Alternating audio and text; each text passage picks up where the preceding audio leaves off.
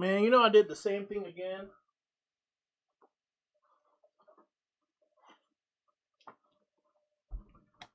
I did this and I didn't connect my camera. So now people will see a blank screen when they tune in. And that's not good at all. So what I'm doing here is connecting the camera.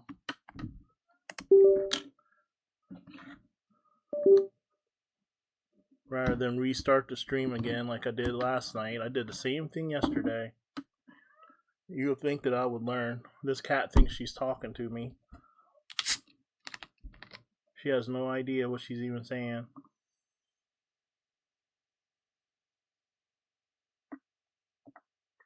Hold up. Okay. We're straight now.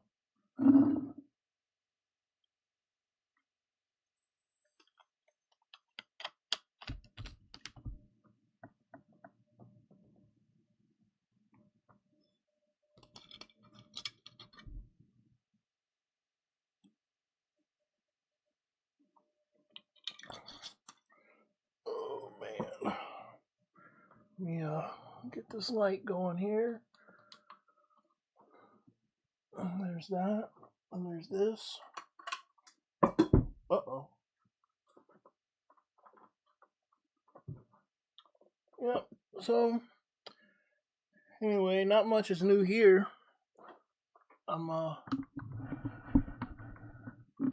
It's gonna be a short one. I want to kind of try to start doing 2 a day, but it's hard for me to get 1 a day right, let alone 2 a day. But today I kind of want to talk about glyphosate. Seems kind of boring, but it's not.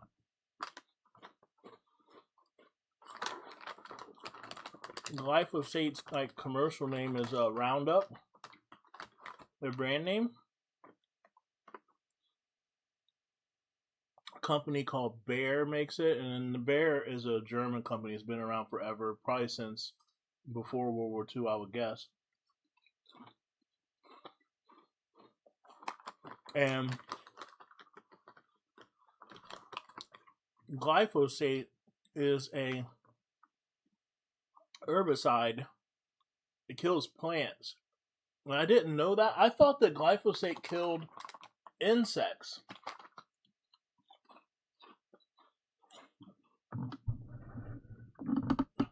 But it actually kills plants. Unalives plants. I don't really understand how the YouTube algorithm works and why you can't use real language, but I'm gonna try to say unalive.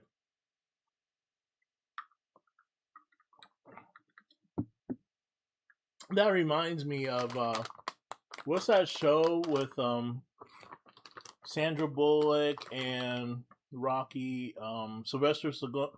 Was that Demolition Man? Where they call it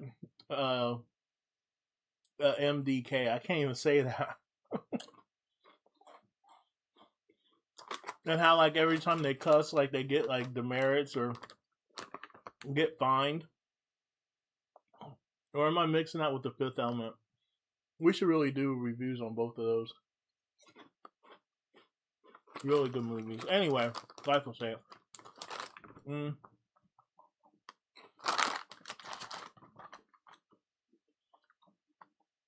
I will tell you what the Oracle says about glyphosate.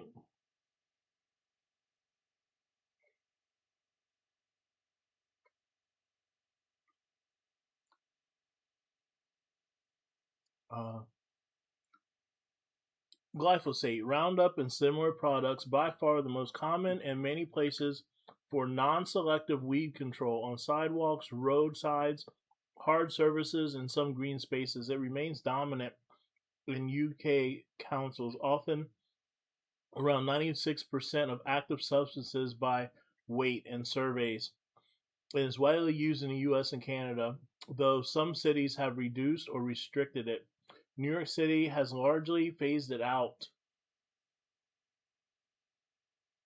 in public park areas accessible to the public, with limited remaining use on golf courses or medians. A couple people have won lawsuits about glyphosate giving them cancer. So there's that. And let's see. I will try to play a little video about it. Hold on, let me see. Hopefully I have it up here.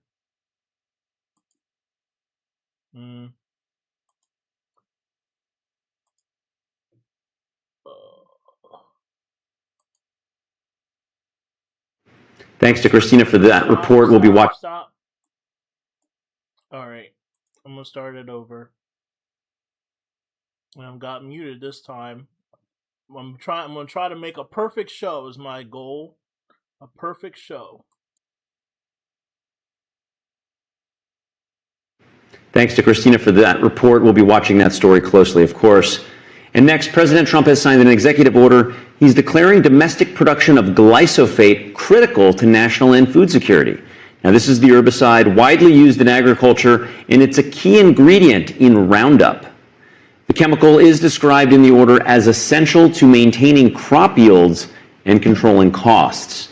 The decision comes despite criticism from the Make America Healthy Again movement, and they've raised concerns about glyphosate's potential health risks. Thousands of lawsuits nationwide allege the chemical causes cancer. Bayer, which produces Roundup, through its Monsanto subsidiary, denies those claims.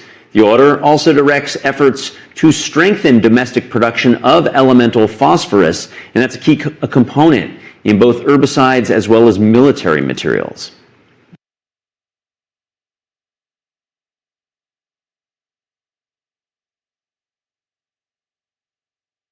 Yeah, according to your blog post of August 19th, 2024, and I have this here, you wrote, quote, "The World Health Organization has explicitly stated that glyphosate damages our DNA and probably causes cancer." So I request unanimous consent to without objection submit the blog post. Thank you. You also wrote that there are, quote, "billions of people impacted by the sublethal chronic impacts." These are toxic substances, you wrote. So I agree with your concerns about glyphosate. We should prioritize protecting people from harmful chemicals, not pushing them. Yet last week, Donald Trump signed an executive order to promote production of glyphosate-based herbicides. Just a few months before, the Trump administration filed a brief with the Supreme Court arguing that Monsanto, one of the main producers of glyphosate, should be shielded from lawsuits from Americans who develop cancers from being exposed. Well, so much for a perfect show. Anyway.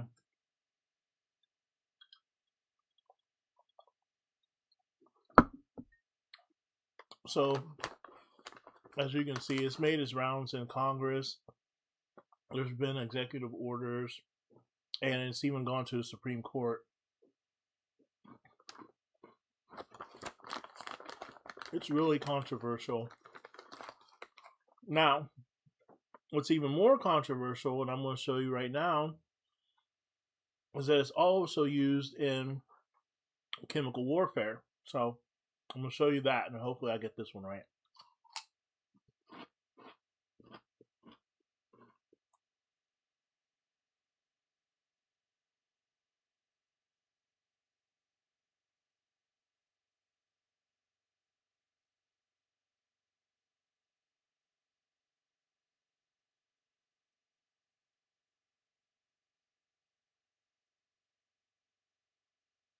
Lebanon just accused Israel of something far bigger than another strike. They are saying Israel sprayed herbicide over southern Lebanon and then took that accusation to the United Nations. Here is why this matters. Lebanon says lab tests found extremely high levels of glyphosate in soil from border villages like Aita al-Shab, Ras Nakura and Daira. Glyphosate is usually known as a weed-killing chemical, but Lebanon claims this was not normal farming use. They say it was sprayed over Lebanese territory in a military context, and that is why they are arguing it may violate the Chemical Weapons Convention. The reported numbers are what made this story explode. Lebanese officials say some samples reached more than 22,000 micrograms per gram. They say normal agricultural levels are usually only around 0.5 to 2. That is not a small difference. That is the kind of number that turns an environmental dispute into an international controversy. And the scariest part is that this does not look like a normal attack. It does not destroy a building in 1 second. It attacks the future, the soil, the crops, the water, the ability of civilians.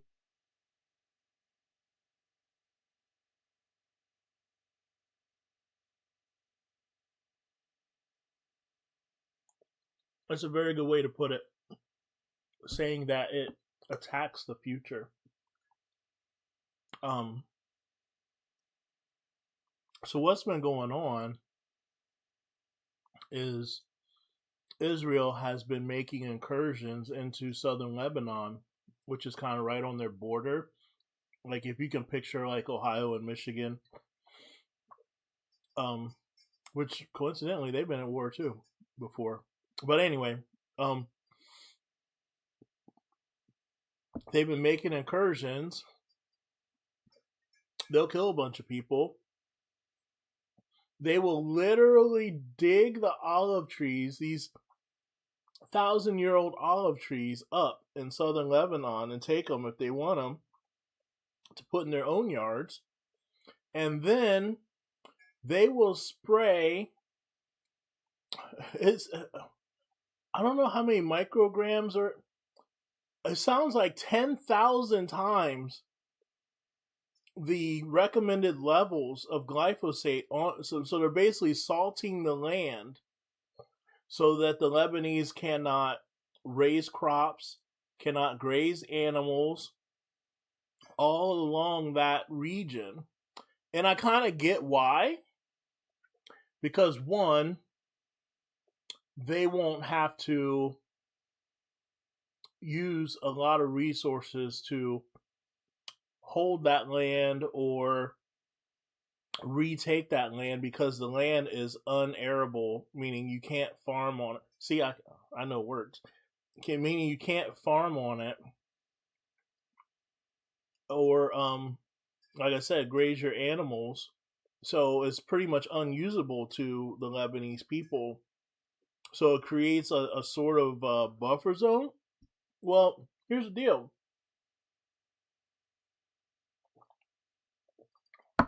Whether or not Israel recognizes it, Lebanon is a sovereign country. This is probably one of the most evil things, and because it's not, here's what they do. Because it's not like explicitly said in the Torah that you can't. Well, I don't even know that for sure. I'm gonna ask Rock.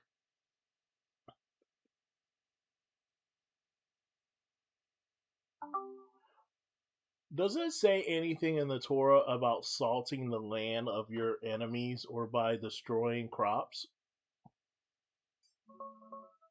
Yes, the Torah and broader Hebrew Bible reference salting land and destroying crops.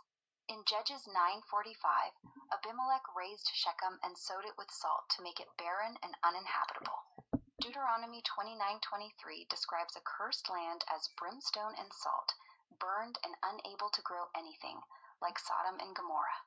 For crops, Deuteronomy 20:19-20 prohibits destroying fruit trees during sieges, calling them a source of food.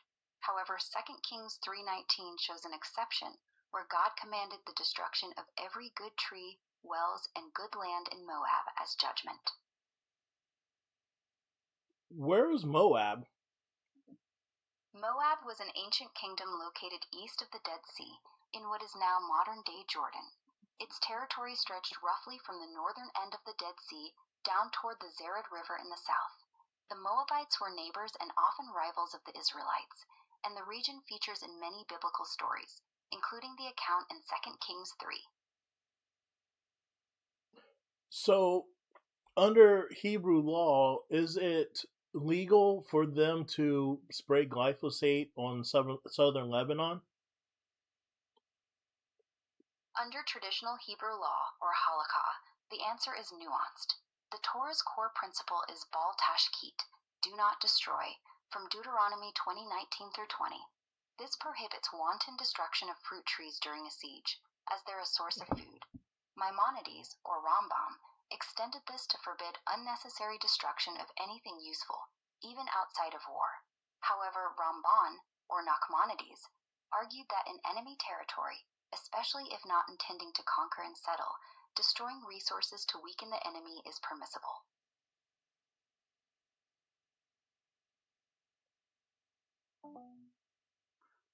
Wow, that's fucking sick. Okay, we're gonna watch another one. I'm not even gonna comment. I don't want the FBI knocking on my door.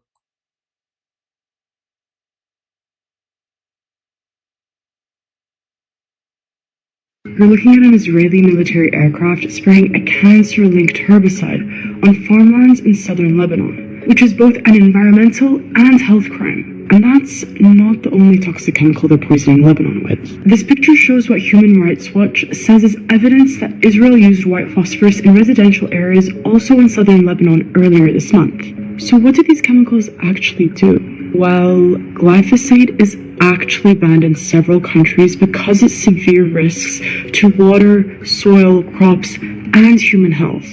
This footage from early February shows the highly toxic chemical, which Lebanese authorities have indicated as glyphosate, being sprayed over agriculture areas in the border village of El Bustan. And days before Israel sprayed toxic chemicals across Lebanon, Israeli planes were seen in Syria spraying agriculture areas on 3 separate occasions within 1 week. Lab samples showed that Israel was using glyphosate concentrations 20 to 30 times higher than normal. This means severe devastation to vegetation that was already degraded by Israel's unlawful use of white phosphorus. Lebanon's president condemned Israel's act as a violation of Lebanese sovereignty that threatens the country's food security and farmers' livelihoods. Experts say Israel has a history of making southern Lebanon uninhabitable, similar to its actions in Gaza and the occupied West Bank.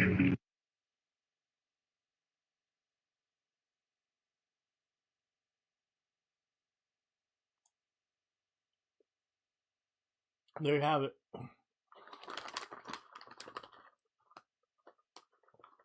So, I'm not going to comment too much on that other than, do your own research and you guys can decide for yourself.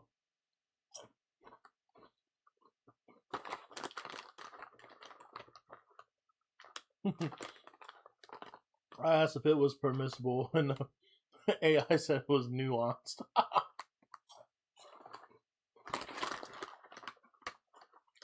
Could you imagine somebody's life being nuanced?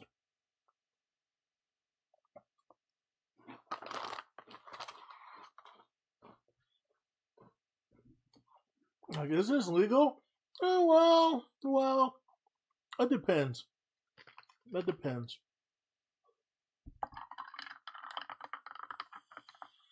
Shit.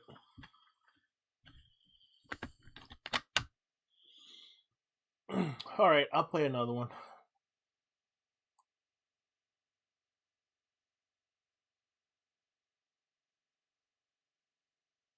Israel has sprayed chemical weapons 11,000 times stronger than normal pesticides across Lebanon. Israel is dropping catastrophic levels of glyphosate. The United Nations pulled test levels that read 11,000 times stronger than normal chemicals. After the Israelis literally demolished the buildings, they're dropping chemical weapons on the ground to make the area uninhabitable, which is multiple war crimes and multiple international law violations going on at once. Lebanon has filed a United Nations complaint for Israel's violation of the Chemical Weapons Convention because of catastrophic levels of glyphosate, which is linked to this thing right here on agricultural soil. Normal levels of this would be maybe 2 micrograms per gram, but they're testing over 22,000. By the way, this has no military advantage. It seeps into the ground, and it doesn't harm anybody there until decades later. These have long-term effects that most people will not realize until it's far too late in their later years of life, holding no other purpose but long-term civilian pain.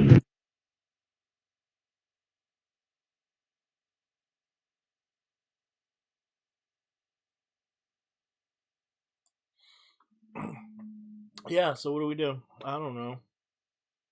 I'm just a fat guy with a camera.